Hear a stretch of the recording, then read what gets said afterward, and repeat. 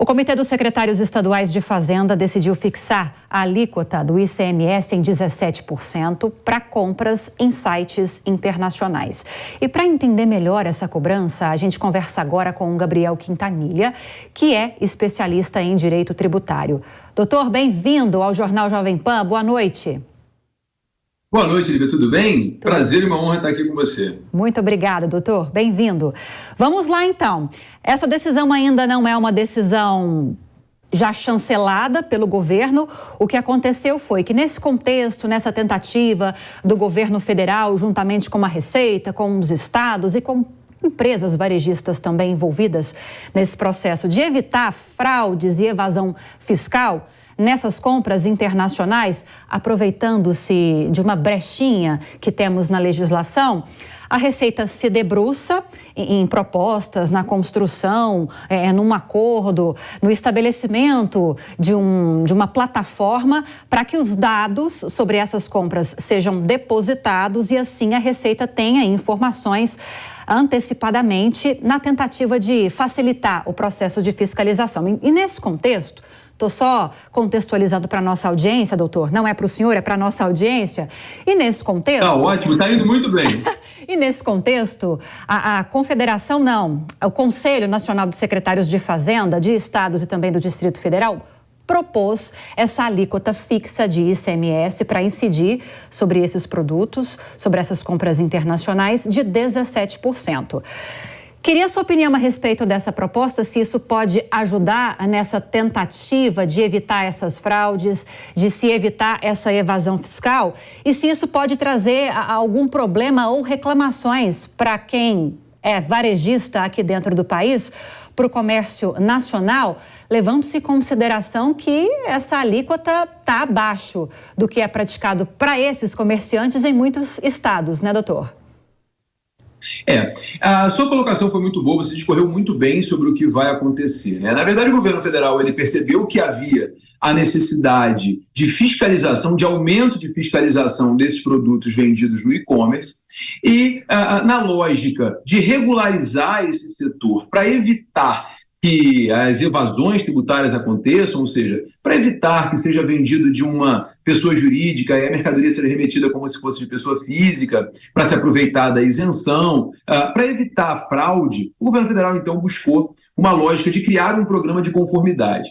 Nesse plano de conformidade, o governo federal chamou os secretários de Fazenda para poder definir uma alíquota para o ICMS. Porque a grande verdade dos fatos é que hoje, na importação, a maioria dos estados sequer exige o ICMS.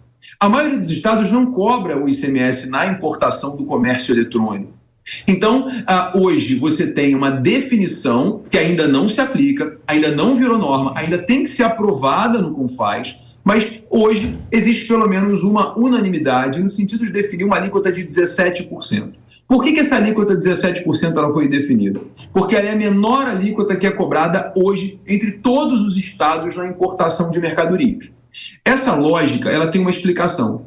Porque como essa é a alíquota base, é a menor de todos os estados, se você tivesse uma alíquota maior que essa, alguns estados teriam que respeitar a anterioridade de exercício, ou seja, só poderia haver a cobrança em 2024. Então, para evitar que esse tipo de problema aconteça, para que seja permitida a criação e a efetivação desse programa imediatamente, o governo federal, junto com os secretários de Estado de Fazenda, chegaram ao patamar de 17% e essa aplicação pode ser imediata. Mas é importante lembrar que esse sistema de conformidade, ele é um sistema que, dando certo, ele pode aumentar a arrecadação dos estados e pode funcionar como um sistema de equilíbrio, sim, com a economia nacional. Por quê? Porque todos esses produtos, eles vão ingressar no Brasil com mais facilidade, desde que haja o cadastro dentro dessa plataforma. E essa plataforma vai consolidar a arrecadação do ICMS, na alíquota 17%, e do imposto federal, porque ainda não foi discutido o imposto de importação. O governo federal ainda vai definir qual vai ser o imposto de importação, que hoje é de 60% sobre o que ultrapassa $50. Então, você vai ter dentro dessa plataforma o tributo federal, que ainda não está definido, e o tributo estadual, que já está definido na alíquota de 17%. Se a empresa ela tiver cadastrada nessa plataforma de conformidade, essa mercadoria ela vai ser desembaraçada mais rápido, porque efetivamente ela já vai estar no canal verde. Como ela já vai estar no canal verde, efetivamente a rapidez vai ser maior. Agora, se a empresa não estiver em conformidade, se ela não preencher os requisitos da plataforma, aí provavelmente essa mercadoria vai para o canal vermelho, podendo haver cobrança de tributos, podendo haver até mesmo o perdimento da mercadoria. Como seria feita essa cobrança, doutor? Eu não sei se esse detalhe nós já temos nessa construção que está sendo feita em várias frentes. Por exemplo, a gente tem hoje essa taxa aduaneira, que é esse imposto federal de 60%, ainda em 60%, e agora a tentativa de se implementar esse ICMS de 17%. Primeiro, se cobra essa taxa de 60%, leva-se em consideração o valor do frete? Como funciona essa dinâmica? Bom, não sabemos como vai ser, mas como é hoje, tecnicamente, o imposto de importação ele vai incidir sobre o valor da mercadoria. E o valor da mercadoria ele leva em consideração o valor aduaneiro. O valor aduaneiro é o valor que a mercadoria alcançaria, de acordo com o tratado que o Brasil é signatário, que é o GATT, é o valor que a mercadoria alcançaria em condições de livre comércio. É basicamente o valor da invoice, o valor que vem do exterior, tá? Então, se for uma mercadoria com o custo de frete incluído, vai também estar na base de cálculo. Mas é importante lembrar, Lívia, que o ICMS, hoje, ele incide sobre o valor total, sobre o custo total da importação. O valor da mercadoria mais a tributação. Essa é a lógica do ICMS e provavelmente isso não vai mudar porque essa regra é constitucional. Então, se o imposto de importação continuar em 60%, o ICMS vai incidir sobre o valor da mercadoria mais 60%. Então, é bastante provável que esses produtos vindo do exterior, que hoje são muito baratos, passem a ter um preço bastante mais elevado, o que vai ajudar na competitividade com o mercado interno. Justamente essa é uma das principais argumentações desse Conselho Nacional de Secretários para se estipular esse percentual. Embora seja um piso de ICMS, como o senhor estava explicando para a gente, existe ainda essa questão da incidência, da taxa aduaneira, enfim. Mas ainda precisamos deixar bem claro para a nossa audiência que essas sugestões dos secretários ainda serão analisadas pelo Ministério da Fazenda, né? Agora, doutor, estima-se, é um cálculo também feito um pouco por cima pela equipe econômica do governo, que com essas tentativas de burlar a legislação, com essas fraudes, com essas evasões fiscais que muitas vezes são cometidas principalmente por pessoas que vendem por meio dessas varejistas asiáticas, e há até essa tentativa de trazê-las para esse contexto de encontrar uma forma de evitar com que isso aconteça. Segundo cálculos do governo, as perdas em arrecadação se aproximariam de algo entre 7 a 8 bilhões de reais. Essa estratégia que está sendo costurada como essa plataforma que força a levar essas informações antecipadamente para o fisco, é possível que o governo consiga atingir esse objetivo de diminuir esse valor tão alto de renúncia forçada fiscal, digamos assim? Olha, essa sua colocação foi muito interessante. Essa estimativa, ela é só para tributo federal. Não há uma estimativa ainda com relação aos impostos estaduais, porque os estados não cobram ICMS. A grande verdade é que 90% dos estados brasileiros não cobram ICMS nessas importações de pequeno valor. Isso vai representar um aumento de arrecadação importante para os estados e, sem sombra de dúvidas, vai gerar uma receita que, para a União, no momento em que o orçamento está em discussão, no momento em que se discute o marco fiscal, na necessidade de espaço para investimentos, certamente caso funcione da forma correta essa plataforma nos conformes, essa plataforma de conformidade, certamente vai aumentar a arrecadação não só da União, mas também dos estados.